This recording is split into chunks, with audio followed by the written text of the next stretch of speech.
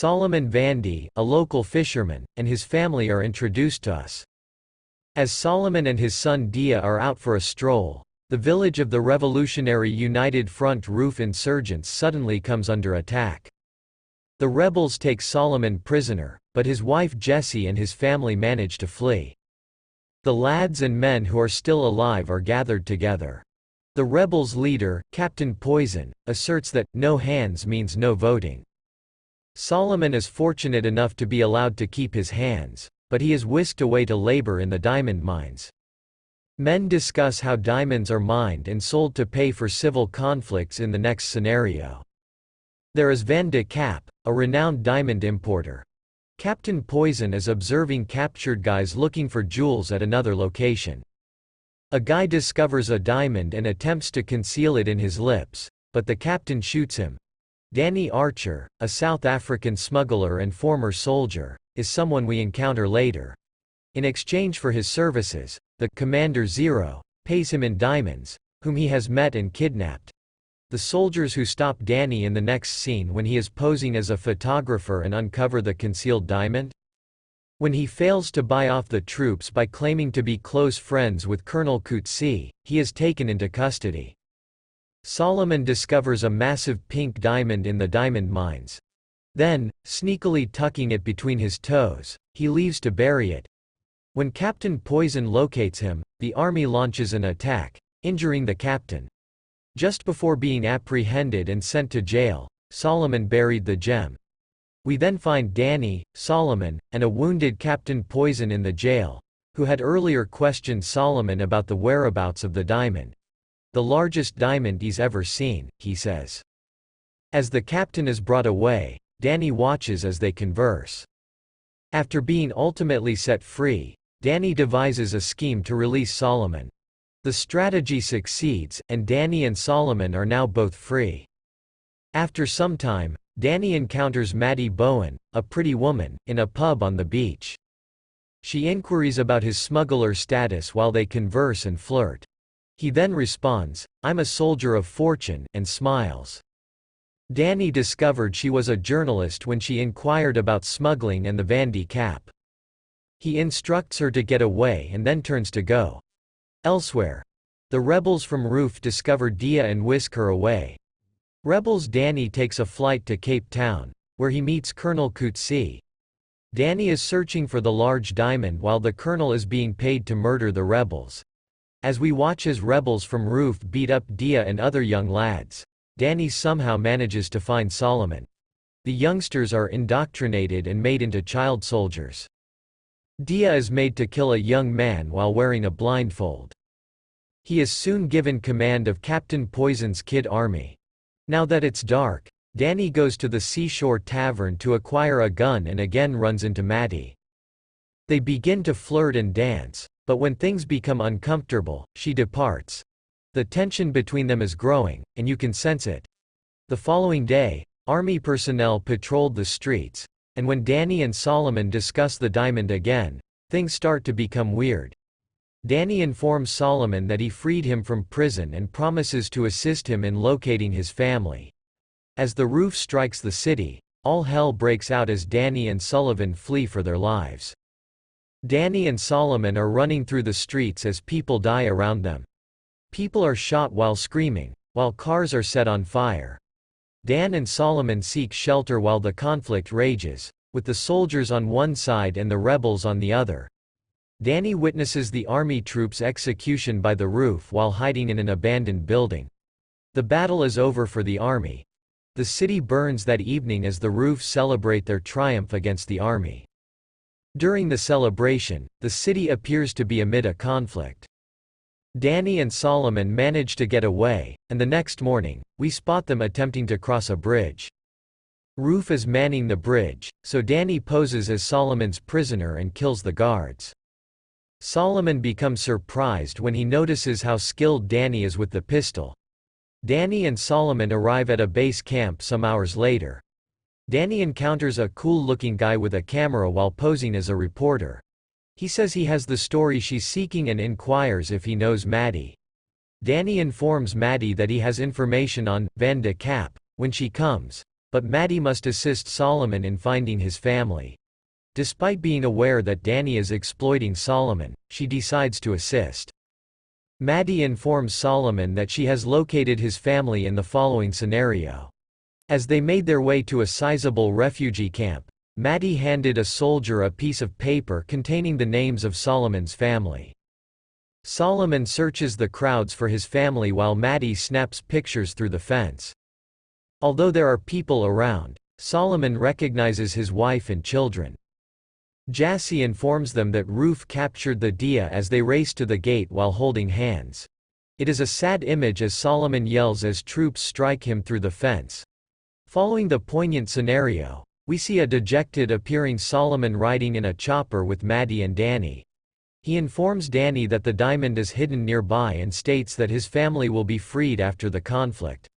Solomon chats to Danny about his son while appearing melancholy, and Danny then goes to see Maddie. She challenges them, claiming that if they knew a diamond ring cost someone else their hand, they would not purchase one at home. Danny asks her to assist them in traveling to Kono. Solomon will be the cameraman, and he will be a journalist. Danny explains how the diamonds are transported across nations and smuggled when she responds negatively. Van de Kapp oversees and is well aware of the diamond market values. To support Maddie's tale, Danny shows her a book with names, dates, and bank accounts. She now has control over his life. Soon, Danny, Maddie, and Solomon board a bus carrying reporters and travel to Kono. When they come upon an ambush group of individuals on the side of the road, they halt while being escorted by an army. The Roof abruptly assaults them. Solomon, Danny, and the rest of the group get into a car and leave the shooting scene. We can see that we have access to the Roof base, where kid soldiers are given weapons and adopt clever monikers to seem like strong baby killers. The Dia and the Master of Disaster no longer see me. Villagers are attacked and killed. The journalists are ambushed and killed in the vehicle while the driver is shot. Danny attempts to flee from the Roof while kicking the body out of the car. There are numerous scary action sequences as Roof follows Danny until he smashes the car. We next see that Danny, Maddie, and Solomon have fled into the bush and are being watched by the local militia. Despite their unsettling appearance, Maddie can interact and even snap a photo with them. The group's leader, Ubani, leads them through the bush to a home with many kids playing outside. We meet Ben, a school administrator who works to assist former child soldiers for Roof. Ben gets shot while driving the next day. Danny and the others swiftly transport him to Colonel Kutzi's army post for assistance while they are in the automobile. Danny is instructed to fight with the colonel at the army base, while Maddie is advised to flee. Danny offers her the book to assist Maddie in reporting and receiving some supplies. Before boarding the aircraft, Maddie gives Danny her phone number and snaps a picture of him. These two are in a brilliant relationship. Danny and Solomon leave shortly after to look for the gem. Solomon believes he sees Dia later that night, and Roof starts shooting at Danny and Solomon. They hide in the bush, and we later find them passing by a fire destruction settlement. Solomon and Danny Ann quarrel when Solomon attempts to search for Dia because there is a Roof camp nearby. As Solomon yells at Danny, the scene becomes quite emotional. Danny promises Solomon he'll quit smoking later if they discover the gem while they walk and speak about their families. Solomon discusses wonderful moments and his son's virtues. Danny launches an airstrike after finding the mining camp with Solomon some hours later. Danny awakens that night to discover Solomon has entered the camp to search for Dia.